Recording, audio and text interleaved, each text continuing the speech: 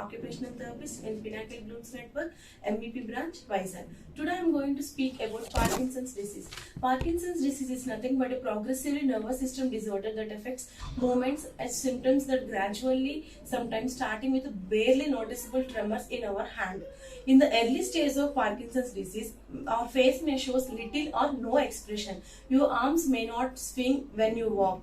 Your speech may not become soft or maybe slur sometimes. Whereas coming to the symptoms of Parkinson's disease, majorly the symptom is tremors and bradykinesia, whereas rigid muscles also one of the symptom in Parkinson's disease. When coming to the other symptoms like impaired posture and balance and loss of automatic movement and speech changes and any writing changes we can observe in Parkinson's disease. Whereas coming to the causes of Parkinson's disease is not a known cause of a disease.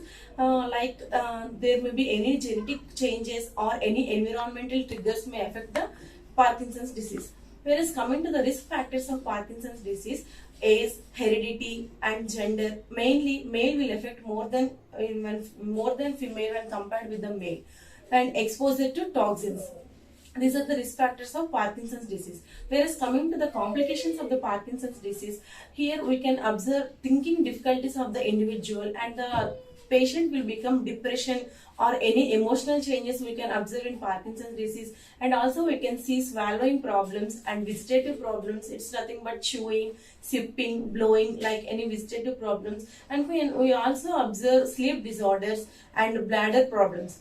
So in these people, we can see that patient who is with Parkinson's disease, they walk like with short cadence and like short steps, and they walk slowly and they shuffle while they're walking. So the gait of the Parkinson's disease we called as shuffling gait.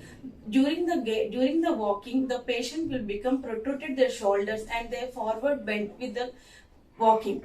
Whereas coming to the diagnosis of the Parkinson's disease, the diagnosis is no specific test is there for the diagnosis of Parkinson's disease. We can diagnose this based on our previous medical history and recollecting any medical history and the symptoms which we had with that individual patient. Thank you, Monica, working as an occupational therapist in Pinnacle Blooms Network, MEP branch, Vizag.